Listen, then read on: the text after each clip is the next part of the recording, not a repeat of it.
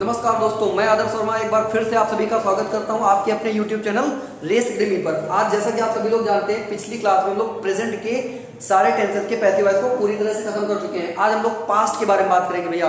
Past indefinite, past continuous और past perfect. Past tense आज पूरी तरह से पैसिव वॉइस के नजरिए से पूरी तरह से खत्म कर दिया जाएगा। बहुत ही धमाकेदार क्लास होने वाली है। वीडियो को ज्यादा से ज्यादा लाइक करें, शेयर करें और सब्सक्राइब करें। चलिए आगे बढ़ते हैं हम लोग।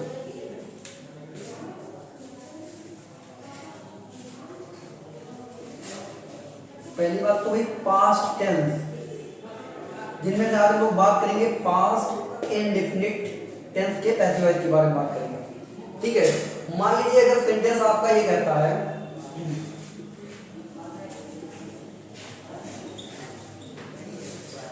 कि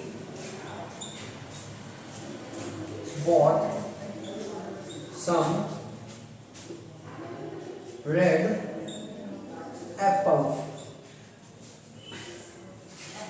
हमने कहा भाई कि he bought some red apples, उसने कुछ लाल सेबों को खरीदा। देख रहे हैं ना कि भाई पास्ट इंडेफिनिट का सेंटेंस है, भाई ही आपका सब्जेक्ट है।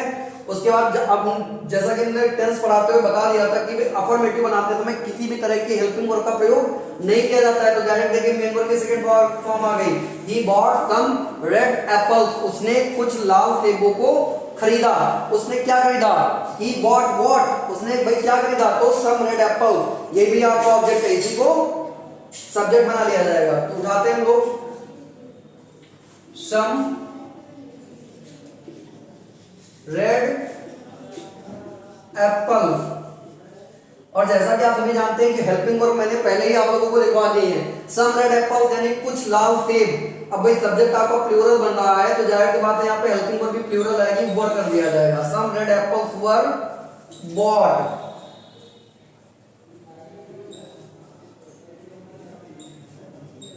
some red apples were bought by him।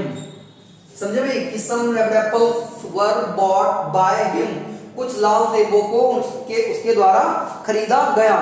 If we want to translate that complete sentence into Hindi, then we have to say that कुछ लाल सेबों को उसके द्वारा खरीदा गया। तो ये तो भाई बात हो गई आपके अफर्मेटिव स्ट्रक्चर की, समझ रहे हैं कि नहीं भाई? ये तो बात हो गई आपके अफर्मेटिव स्ट्रक्चर की। मान लीजिए अगर सेंटेंस आपका इंटेरोगेटिव है, मान लीजिए अगर सेंटेंस आपका इंटेरोगेटिव, हमने कहा did he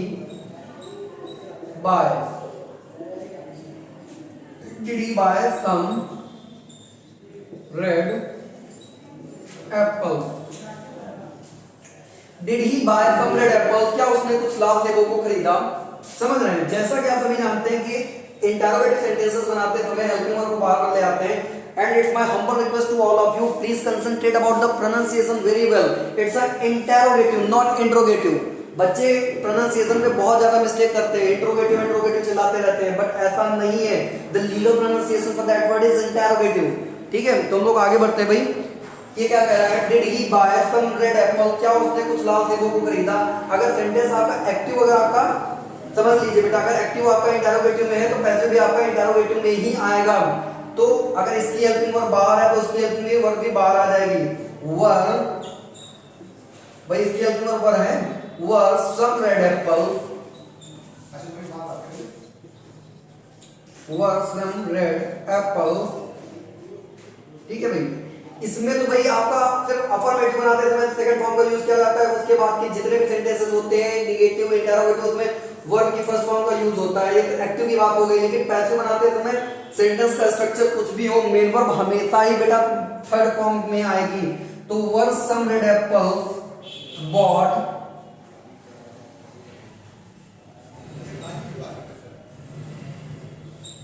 were some red apples bought by him, क्या कुछ लाल सेबों को उसके द्वारा खरीदा गया।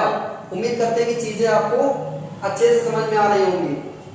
भाई एक्टिव से पैसिव में बनाते समय एक बात को बहुत ज्यादा ध्यान रखने की जरूरत यह है कि भैया वर्ब आपकी ट्रांजिटिव होनी चाहिए, क्योंकि इन ट्रांजिटिव वर्ब के आप पैसिव वॉइस नहीं बना सकते हैं। जैसा कि हम कई बार आपको बता चुके हैं कि भैया firstly we need to get one thing very straight, that our which kind of sentences will change into passive and which one will not. कि सबसे पहले हमको ये समझने की बहुत ज्यादा आवश्यकता है कि कौन से हमारे वाक्य बनेंगे और कौन से हमारे वाक्य नहीं बनेंगे।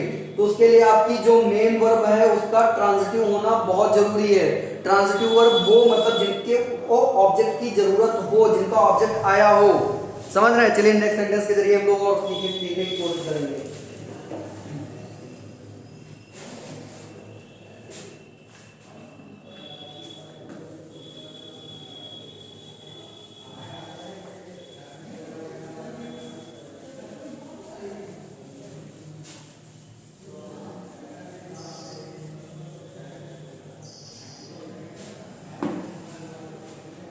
आप समझ लीजिए भैया ट्रांजिटिव और इंट्रांजिटिव वर्ब, जैसे पास्ट इंडेफिनिट की ही बात हो रही है। मैंने कहा आई वेंट टू कानपुर। हमने कहा भाई आई वेंट टू कानपुर, मैं कानपुर गया, मैं कानपुर गया। तो एक बात याद रखिए कि मेन वर्ब के तुरंत बाद अगर कोई नाउन प्रोनाउन है, मेन वर्ब के तुरंत बाद अगर कोई नाउन प्रोनाउन है तब तो वर्ब वो आपकी भैया ट्रांजिटिव है। अगर उसके बाद कोई अन्य वर्ड है तो भैया वो वर्ब आपकी ट्रांजिटिव नहीं, इंट्रांजिटिव है, क्योंकि वेंट के बाद टू आ रहा है और टू बेटा प्रीपोजिशन हो जाता है। तो प्रीपोजिशन के बाद तो वो प्रीपोजिशन का ऑब्जेक्ट होगा, ना कि मेन वर्ब का। ठीक है, अब अगर हम ये कहें, हमने कहा आई, चलिए इसी कॉन्टिन्यूअस से ले लेते हैं। हमने कहा आई एम abusing, हमने कहा आई एम abusing him। अब मेन वर्ब है, मेन वर्ब के तुरंत बाद भैया ऑब्जेक्टिव किसका प्रोनाउन है, तो याद रखिएगा तो ये वर्ब आपकी कैसी हो गई, ट्रांजिटिव।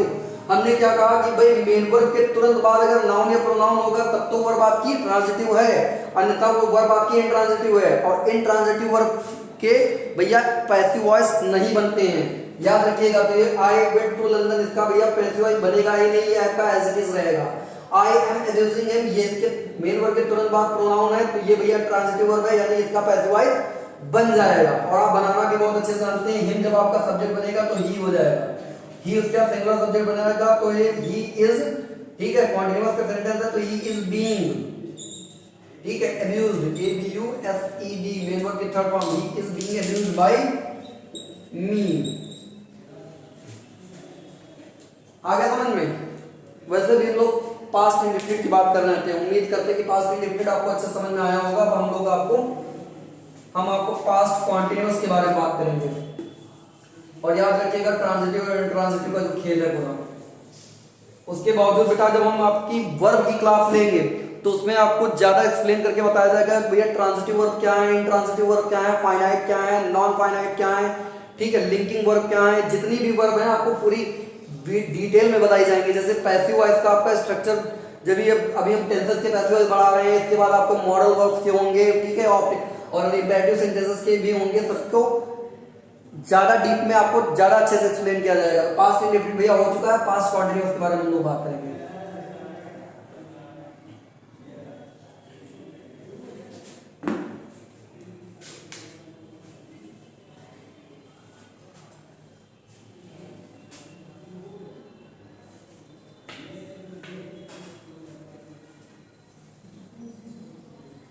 अगर हम कहें भाई सेंटेंस लिखते हैं, अगर हमने कहा है I was selling a red car, मैंने कहा कि भाई I was selling a red car, मैं एक लाल कार बेच रहा था। ये रेड का बड़ा भाई वो रहता है, चलिए कोई बात नहीं, नेक्स्ट वीडियो में आपका ये चेंज कर दिया जाएगा। मैंने कहा आई was selling a red car, तो भाई आई वॉज सेलिंग व्हाट, मैं क्या बेच रहा था, तो आ रेड कार, ठीक है, तो आ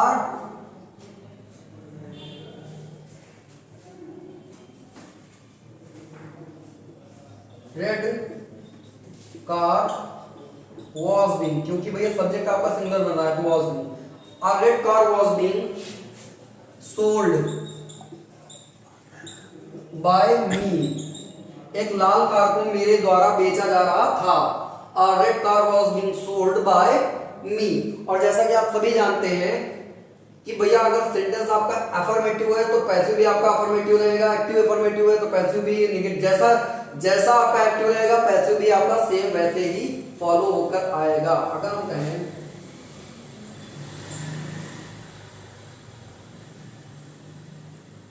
अगर हम ये कहें कि व्हेन, एग्जांपल चेंज कर देते हैं, was she not washing the cloth.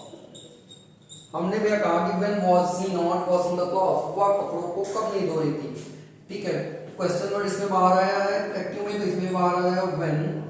भाई क्लॉथ प्लूरल सब्जेक्ट बन रहा है, when were the clothes not, क्योंकि क्लॉथ आपका object, when were the clothes not. ठीक है भाई, when were the clothes not, भी बीइंग भी आएगा क्योंकि continuous, when were the clothes not being. ठीक है, washed, third form washed by हर।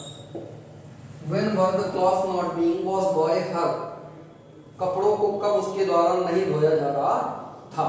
उम्मीद करते हैं कि आपको पास्ट कॉन्टिन्यूअस का भी पूरा स्ट्रक्चर समझ में आ गया होगा। सबसे ज्यादा जरूरी बात ये होती है कि अगर ऑब्जेक्ट आप पहचान गए कि भैया ऑब्जेक्ट हमारा यही है, तो आपको एक्टिव से पैसिव बनाने में कभी कोई दिक्कत नहीं आएगी। चलिए इसके लास्ट टेंस के बारे में हम लोग आप बात करने वाले हैं, पास्ट परफेक्ट के बारे में। इसके बाद भी आप फ्यूचर, नेक्स्ट वीडियो में हम लोग आपको फ्यूचर के बारे में बताएंगे।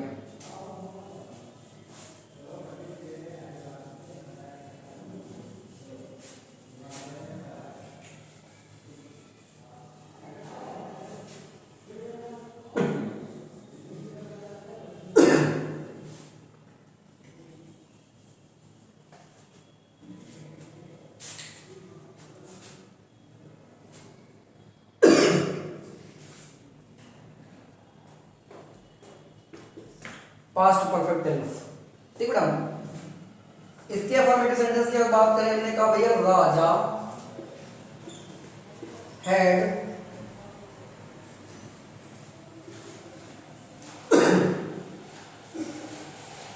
हमने कहा राजा हैड वॉन द मैच। हमने कहा भाई राजा हैड वॉन द मैच। ठीक है, राजा ने मैच जीत लिया। ठीक है, तो द मैच क्या जीत लिया भाई, द मैच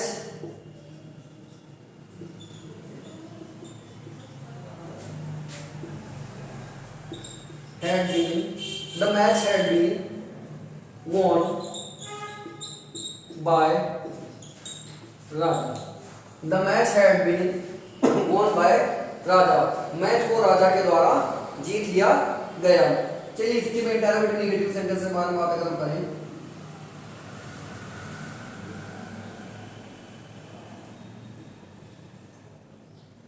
अगर हम कहें भाई कि हैड सी नॉट प्रिपेयर्ड, हमने कहा had she not prepared the tea. हमने क्या कहा भाई, had she not prepared the tea for her brother. हमने क्या कहा भाई, had she not prepared the tea for her brother, क्या उसने अपने भाई के लिए चाय नहीं बनाई। क्या लिख रहे हैं अभी, चाय। ठीक है, तो अगर ये आपका इंटरोगेटिव है तो पैसिव में आपका इंटरोगेटिव भी बनेगा। तो had the tea not been, had the tea not been prepared, had the tea not been prepared, had the tea not been prepared by her for her brother, ये भी आपका ऐसे ही रहेगा, for her brother। ठीक है भाई, हमने क्या किया भाई कि सब्जेक्ट को ऑब्जेक्ट बना दिया और ऑब्जेक्ट को सब्जेक्ट बना दिया। ठीक है, ये कह रहा था भाई had she not prepared the tea for her brother, क्या उसने अपने भाई के लिए चाय नहीं बनाई। तो had the tea not been prepared, क्या चाय को नहीं बनाया गया उसके द्वारा उसके भाई के लिए। ठीक है, आप इसको इस तरह से ज्यादा अच्छा से सॉल्व करते सकते हैं बेटा। नेक्स्ट वीडियो में आपको फ्यूचर इंडेफिनिट और फ्यूचर कॉन्टिन्यूअस के पैसिव वॉइस के स्ट्रक्चर के साथ हम लोग मिलेंगे। ज्यादा से ज्यादा वीडियो को लाइक करें, शेयर करें, सब्सक्राइब करें। Thank you.